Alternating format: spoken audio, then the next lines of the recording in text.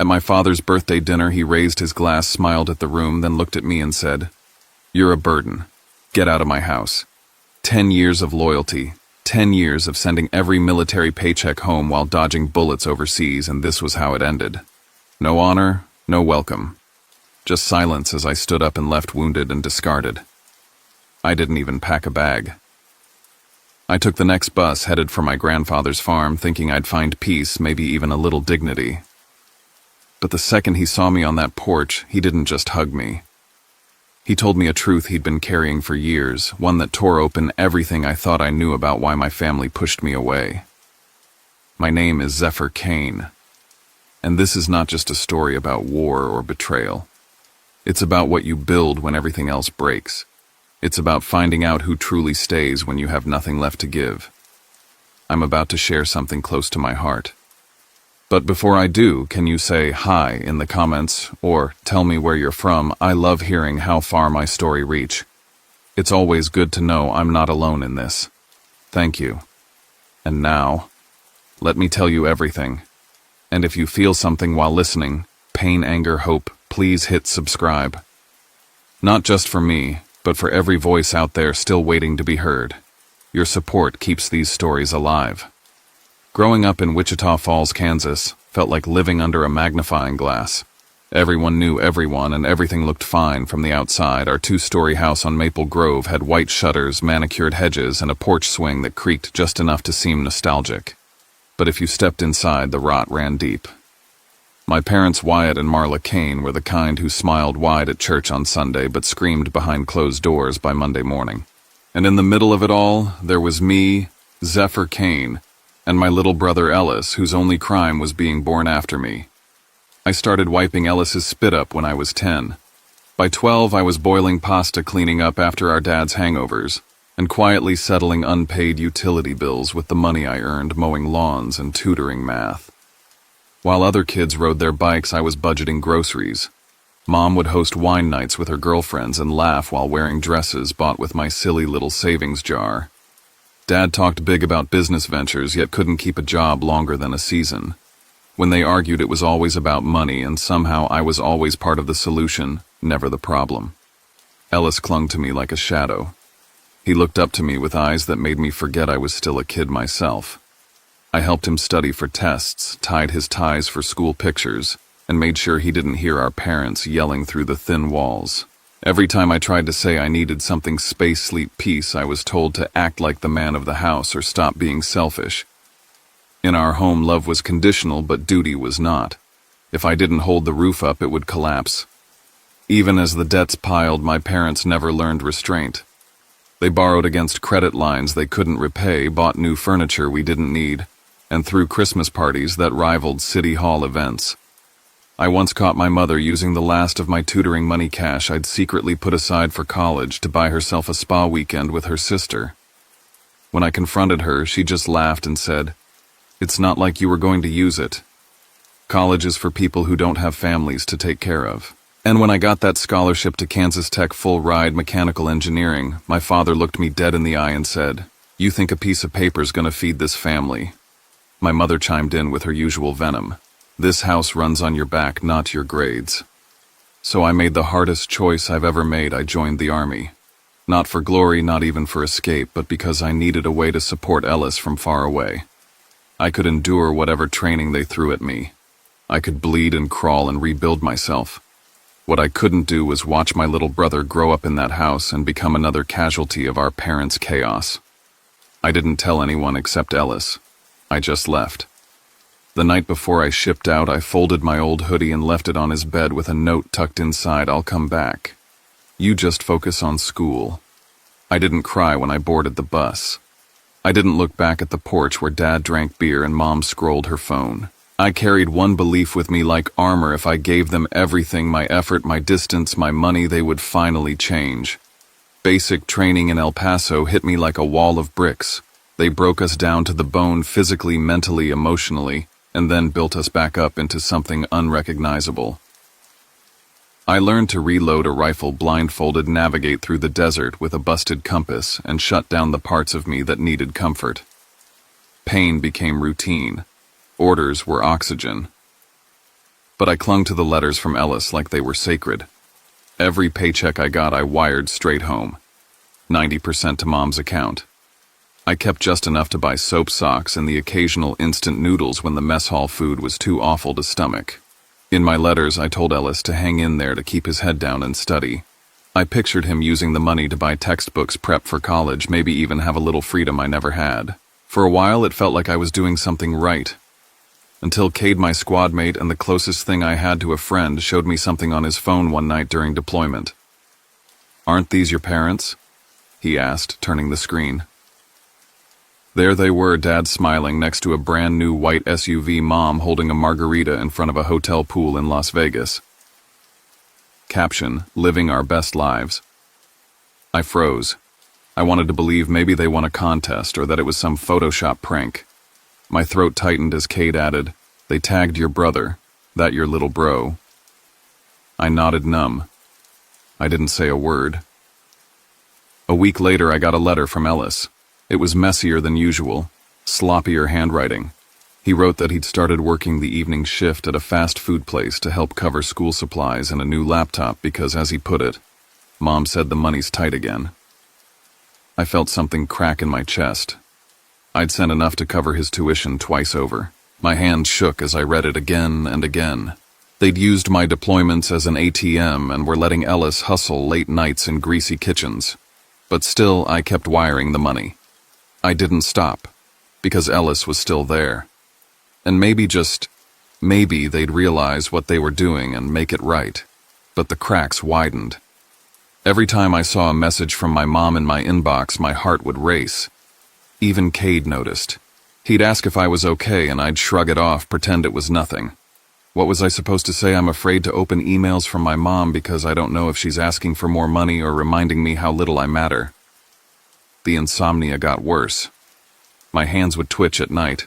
I'd replay conversations in my head, my father saying, "Don't forget who puts food on this table," when I was 14 and scraping mold off bread for dinner. My mother scoffing, "You think you're better than us," when I asked to apply for scholarships. One night while we were cleaning weapons under a sky full of stars, Cade looked over and asked, "Do you really think they need you? Or just your paychecks?" I stared at the bolt in my hand, fingers frozen. I didn't know how to answer him, because deep down I already knew. October burned like a furnace in the Middle East, the kind of heat that dried out your throat before you even spoke. I was assigned to lead a convoy of military vehicles carrying medical supplies to a remote clinic. The mission was supposed to be routine, but nothing ever felt routine out there. The air always tasted like metal, like something dangerous was waiting just beyond the next curve.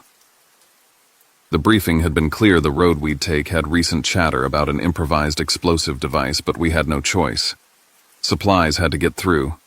Civilians depended on them. We mounted up. I checked the tire pressure on my Humvee, ran my fingers across the steering wheel like it could promise me safety. Cade hopped into the passenger seat like he always did, cracking jokes about desert rations. I laughed. I still remember that. The laugh before everything went quiet. We didn't even make it to the halfway mark. There was no warning, just a deafening roar that shattered the windshield and hurled me like a rag doll into the burning sky. My vision blinked into white, then red, then nothing. I could feel myself floating, disconnected, Cade's voice somewhere in the background shouting my name. Then silence. Complete, dead silence. I woke up in a field hospital, swaddled in wires and pain. The nurse didn't sugarcoat it. She told me the blast had taken my left leg below the knee. My world narrowed to a sharp, vibrating point. I tried to ask about Cade, but the way she looked down told me what I needed to know. He didn't make it. Died instantly. They fit me with a temporary prosthetic before I left the hospital. I barely spoke during physical therapy. Every step reminded me that Cade would never take another one. The doctors called it survivor's guilt, said it was normal. I didn't think there was anything normal about waking up screaming in the middle of the night or about hearing phantom gunfire while brushing my teeth. The military discharged me with a permanent disability rating. My final meeting with the captain was sterile polite. They handed me my papers, thanked me for my service, and sent me on my way. No ceremony. No handshake from a superior officer. No flag folded and handed to me with meaning. I called my parents to tell them what happened, to let them know I was coming home. I expected stupidly maybe a moment of human warmth. I got a 2-sentence text from my mother: "Can they fix your leg? Your dad is busy planning the wedding for your cousin." I stared at the screen for an hour, wondering if it was a joke, wondering if I should call back and scream. I didn't. I turned off the phone, packed my bag, and caught the next transport out. There was still a tiny part of me that believed once I got home they'd see me differently, that they'd hug me and say they were proud, that all the sacrifices I'd made, the money I'd sent, the pain I carried meant something. I still wanted to believe I mattered. I took a Greyhound bus back to Wichita Falls, Kansas, sitting in the last row, my new leg cold and awkward beneath my jeans. I watched the planes roll by, thinking about nothing and everything all at once. It was late autumn when I stepped off the bus in Wichita Falls. The air smelled like burning leaves and old pavement. My duffel bag was light, just a few clothes, my papers, and a worn-out photo of me and Ellis when we were kids. No one came to pick me up. I called a cab. When I reached the house on Maple Grove, the porch was strung with balloons and gold streamers. I could hear music inside, laughter, the clink of glasses. I opened the door and walked into a full-blown birthday party. My father's 60th, of course. The room fell quiet when I stepped in.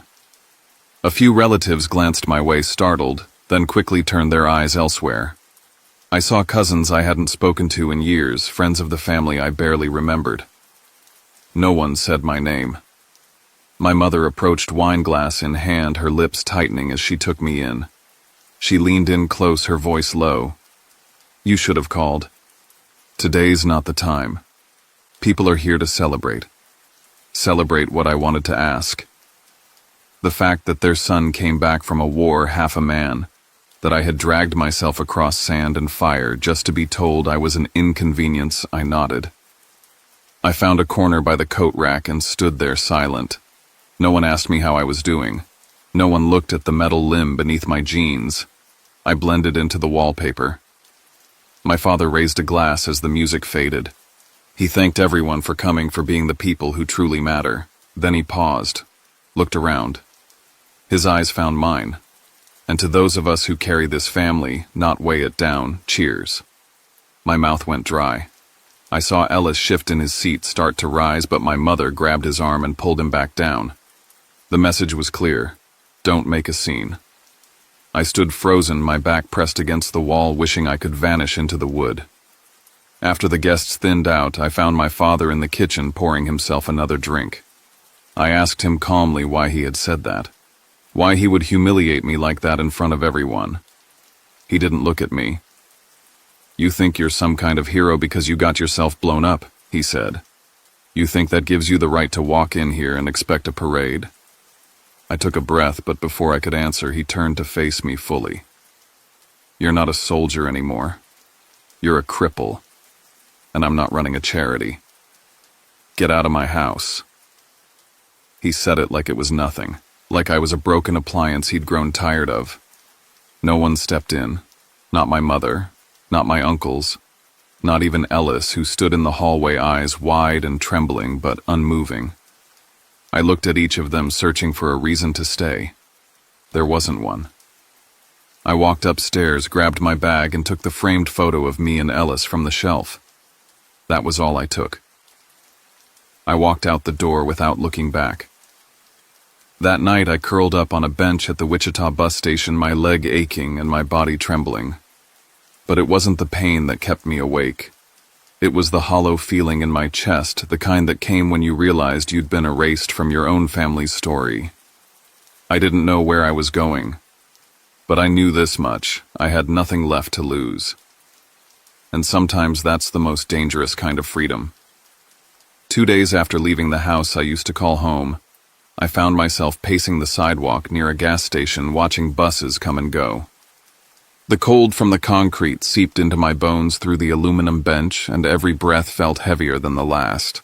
I hadn't eaten a proper meal since I left. My leg throbbed with every movement, but the ache in my chest made it almost invisible. Then I remembered him, my grandfather, Amos Kane. When I was young, I'd spend entire summers on his corn farm in Hayes.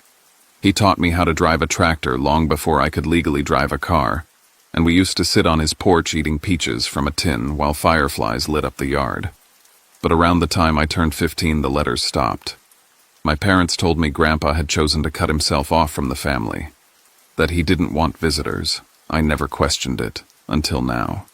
That night I used the last few dollars I had left to buy a bus ticket north. Hayes, Kansas, flat, quiet, and rural. I didn't even know if he still lived in the same place. I didn't know if he'd recognize me. I just knew I had nowhere else to go. When I stepped off the bus, the sky was a dusky orange and the air smelled like earth. The walk to the farm took longer than I remembered. The gravel crunched beneath my boots with every step as the sun dropped behind the horizon. I approached the house like a ghost. I knocked 3 times. It took a minute, but the door opened. He stood there, older than I remembered, his silver beard thicker, his frame slightly stooped. But those eyes hadn't changed. They studied me quietly, carefully, until something flickered in them. He stepped forward, wrapped his arms around me, and didn't say a word. That was all it took. I broke. Years of being the strong one, the steady one, the unshakable one, they all collapsed into that embrace. I sobbed like a child. And still he said nothing. Just held me. When I pulled away, he motioned me inside and poured a mug of coffee, setting it on the table like it was 2005 again. And nothing had ever gone wrong. We didn't speak much that first evening. I sat at the kitchen table, tracing the wood grain with my finger while the quiet buzz of the fridge filled the air. When the food was ready, we ate in near silence. I expected awkwardness, but there was none. Just comfort. After dinner, he finally leaned back in his chair and said, "They told me you didn't want to see me." I froze. "I wrote you letters, sent a birthday card every year until you were 20, never got a reply. Your father said you refused to talk about me, that you were angry." My throat closed. I didn't know," I whispered. He nodded slowly. "They lied then. Makes sense now." He stood up and walked over to a cabinet, pulled out a faded envelope. Inside were documents, all in his neat handwriting. Bank transfers, legal forms. He explained that years ago my parents had come to him begging for help, said they were on the verge of losing the house. He emptied out his retirement savings, decades of labor to keep them afloat. They promised they'd pay it back, but they never did, he said, setting the papers in front of me. And then they stopped answering my calls. I couldn't speak. It felt like someone had hit me in the chest with a shovel. Everything they'd taken from me, they'd taken from him first. They forged my signature once, he continued. Transferred the last account I had into your mother's name. Told the rest of the family I'd gone senile. Said I didn't want company. Said I was dangerous. I gripped the edge of the table. Rage coiled up in my spine, but before I could speak, he raised a hand. "I'm not telling you this so you'll hate them. That'll eat you alive. I'm telling you so you know the truth. You weren't forgotten. You were taken." That night I didn't sleep much. But for the first time in a long while, I didn't feel like I had to run anymore. In the morning, I asked him if I could stay, help around the farm, do something that mattered. He nodded once.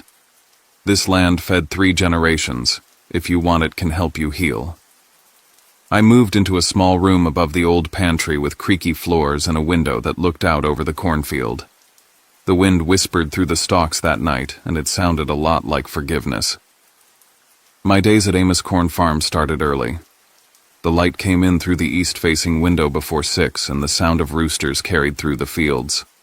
Grandpa didn't assign me tasks. He just made coffee and left it outside my door in a dented metal mug. I started with small things, pulling weeds, checking irrigation lines, patching broken fence posts. My prosthetic leg made it tough at first.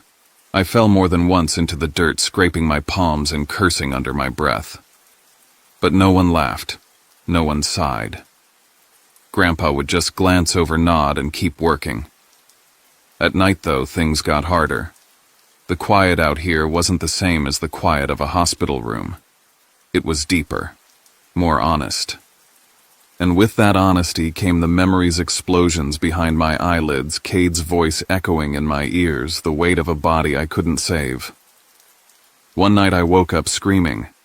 I don't even remember what the dream was. I just remember the cold sweat, the trembling hands, the dread like a knife under my ribs. When I opened the door to breathe, I found Grandpa sitting on the porch. He didn't look at me, just handed me a steaming mug of tea and went back to watching the stars. He never asked what I dreamed about, never told me to toughen up. That silence, his way of just being there, healed something in me I hadn't realized was broken. A few days later, while walking the north field, I saw something glinting in the soil, a piece of rusted wire poking through the dirt. My mind snapped to the battlefield, to the shards of shrapnel, to Cade's hand reaching toward me. My breath caught. I dropped to my knees and couldn't move. I must have stayed there for 10 minutes before Grandpa came by. He didn't say a word, just sat down beside me looking out at the corn. He spoke after a while. Lost a friend in Korea. His name was Qley. Never came home. We didn't need to say anything more. That was the first day I started to feel something close to peace.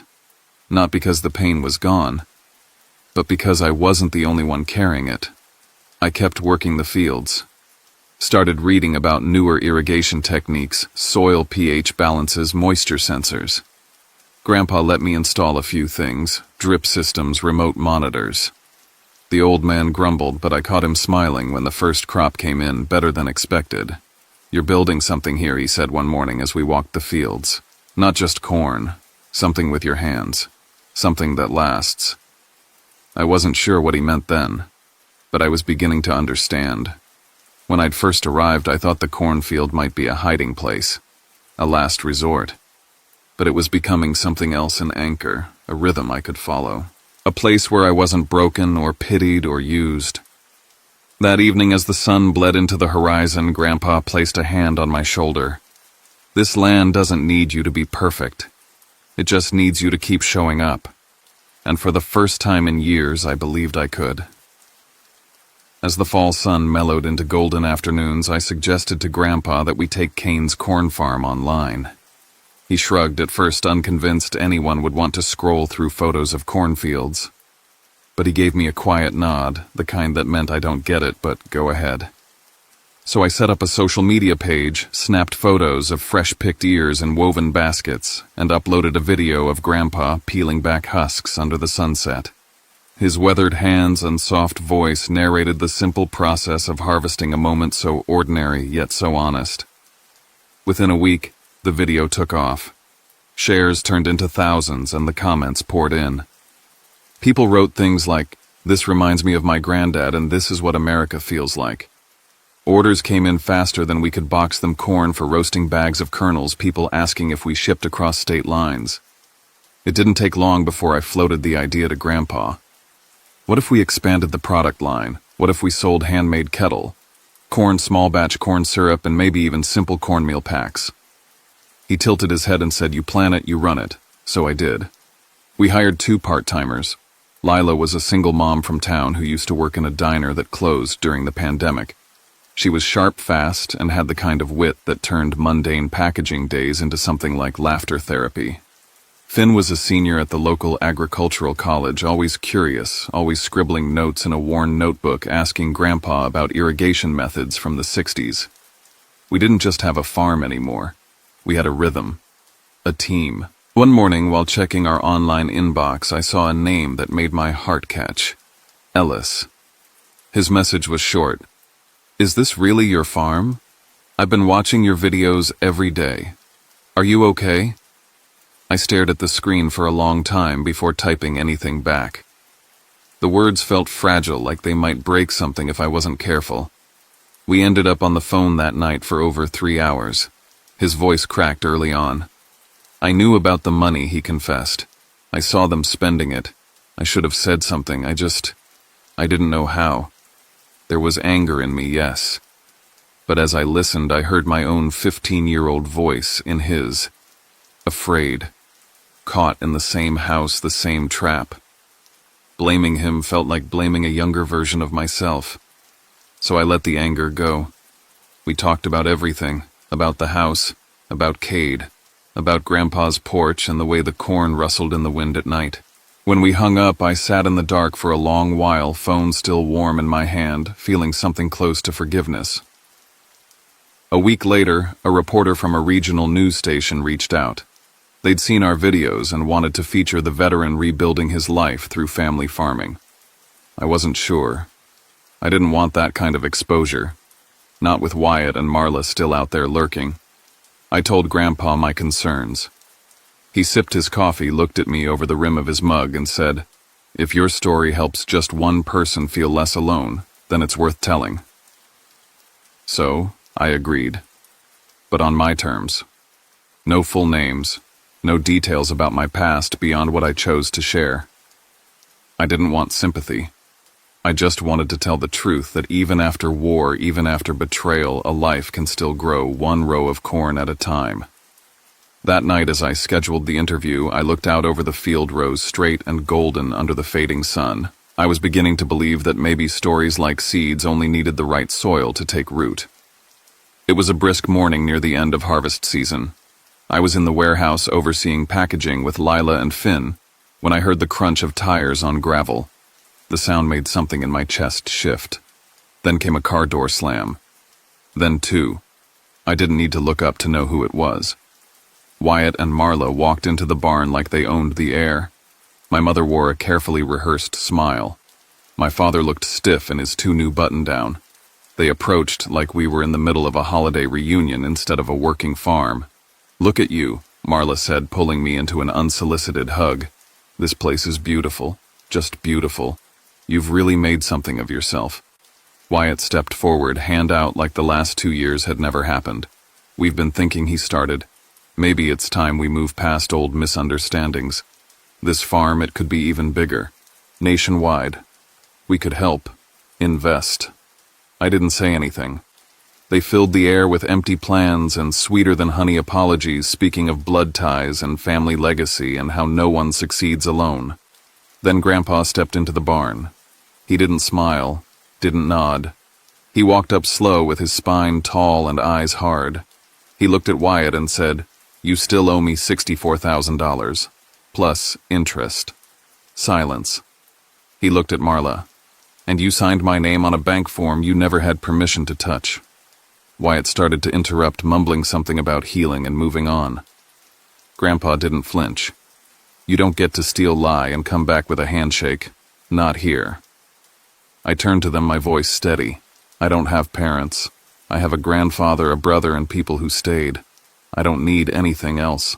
Wyatt's face darkened. "You're still the same ungrateful cripple we tried to help." I didn't answer. I turned back to the boxes and kept working. The silence said more than any words could. Lila and Finn watched the entire exchange. Later, while we sat outside eating lunch under the shade of the grain silo, Lila looked at me and said, "You're not alone in this. Not ever again." A few days later, a customer posted a short blog about what she'd witnessed at the farm. The post went viral. Not for the drama, but for the message that boundaries are an act of love, sometimes the greatest kind. I didn't read the comments, but I saw the numbers climb. Orders surged again. People sent letters, veterans, survivors, people like me, people who thought they were alone in their own stories. One evening, as the sun lowered itself behind the hills and cast long golden shadows across the field, I walked out past the fence line and stared out at the corn. I thought of Cade, of Ellis, of Grandpa's hands, of my own hands, once trembling, now steady. I thought of everything it had taken to get here, and I realized I wasn't angry anymore. Not at them. Not even at myself. I had paid the price. Now I was free. After I turned my back on Wyatt and Marla in the barn, I thought that would be the end of it. I believed silence could seal the door on that part of my life. But life had a way of echoing louder than I expected. Someone, maybe a tourist, maybe a neighbor, had filmed the confrontation and posted it online. No dramatic music, no editing, just raw footage, my mother's outstretched arms, my father's scowl, my refusal. The video went viral. Again. This time it wasn't just about cornfields and rebuilding. Local papers ran headlines like "Veteran Farmer Confronts the Past on His Own Soil." Veteran blogs reposted it with captions like, "He didn't just survive war, he survived home." And while Kane's Corn saw a surge of new followers, orders, and letters of support, the old lies my parents had once told began to unravel. Someone who claimed to be Wyatt's cousin wrote a long post exposing how he'd borrowed money years ago and ghosted the family. A childhood friend messaged me privately. "Your mom used to tell everyone you ran away because you were ashamed of being an amputee." I believed her. I'm sorry. The truths they'd buried were surfacing one by one like seeds left too long in the dark, finally cracking open. A few days later, Grandpa found an envelope in our mailbox. No return address, but we both knew who it was from. Inside was a letter. Marla had written to Grandpa, not to me. She didn't mention my name once. Instead, she asked him to please consider removing the video. It's damaging to our family's reputation. She wrote that she was worried about how people might perceive us and that everyone deserves a chance to move on. Grandpa said nothing. He placed the letter on the kitchen table, slid it toward me, and walked out onto the porch. I read it once, then again. I didn't feel the urge to cry or yell. I felt quiet. That night I sat at my desk and wrote a reply not to send, just for myself. "I forgive you. Not because you asked, not because you deserve it. I forgive you because I won't let you break what's left of me. But I won't ever let you back in." I folded the note and tucked it into the drawer beneath my tools. A silent closure. A private line drawn in permanent ink. Ellis and I decided to do something with the attention we were getting. We organized a fundraiser at the farm benefiting veterans with PTSD. We built a makeshift stage, set up tents, and decorated the place with strings of lanterns. Lila baked corn muffins. Finn gathered local sponsors. We shared our stories, not to shame anyone, not to relive the pain, but to show others that surviving betrayal didn't have to be the end, that it could be the beginning. As night fell, everyone gathered in the field. Each guest lit a lantern, and one by one we released them into the air. A hush came over the crowd as the sky filled with flickering gold. I stood still, watching them rise. I thought of Cade, of his laugh, his silence, his broken edges that mirrored mine. I imagined him watching too, not angry anymore. Just peaceful. For the first time in a long time, I didn't feel haunted. I felt whole. A year passed. Kane's Corn now had 2 additional fields. We had a booth at the Kansas City Farmers Market and a website selling handcrafted corn goods nationwide. Our logo, 2 hands holding a single ear of corn, was stamped on every bag. Lila ran the production side like a storm of efficiency. Finn handled logistics, turning spreadsheets into poetry. Ellis and I shared everything else, marketing, finances, dreaming big. One day a local high school reached out. They asked if they could bring students to tour the farm, learn about soil and sustainability. Another week, a group of veterans emailed asking to volunteer during harvest. "We don't have a farm," one wrote, "but we've got time and we've got stories." The farm stopped being just a place to grow corn. It became a space to grow people too. Then Ellis made a decision I didn't expect. He turned down a corporate job in Kansas City, one that offered benefits, bonuses, and a corner office. He walked into the kitchen that morning with his usual cup of black coffee and said, "I'm staying." When I asked why, he looked at me and smiled. "I don't want to make someone else rich. I want to build something that means something with you." We laughed, shook on it, and that afternoon filed for a joint patent on our signature product, naturally fermented corn syrup, the first in our legacy line. Still, not everything was easy. There were nights I woke gasping, drenched in sweat, Cade's voice caught in my chest. There were moments when the memory of my father's eyes, full of disgust, stole the air from my lungs. But those nights came less and less, and when I opened my eyes, I wasn't alone. There was light, the scent of fresh coffee, laughter from the porch. I was no longer surviving. I was living. Family, I learned, isn't a title you're born into. It's a choice you make. It's Grandpa Amos, whose silence always meant strength. It's Ellis, who left and came back whole. It's Lila and Finn, who stayed through every storm. It's the veterans who pulled weeds and shared stories while the sun burned their backs. It's the kids who visited the farm and said they wanted to grow up to be like us. I had a wooden sign made and nailed it to the post at the start of the gravel road. It read, Cain's Corn, where no one is a burden. One evening just before sunset, I stood in the field. The wind moved through the stalks like a whisper. I closed my eyes. No more running. No more proving. I was here. I was whole. And I had come home on my own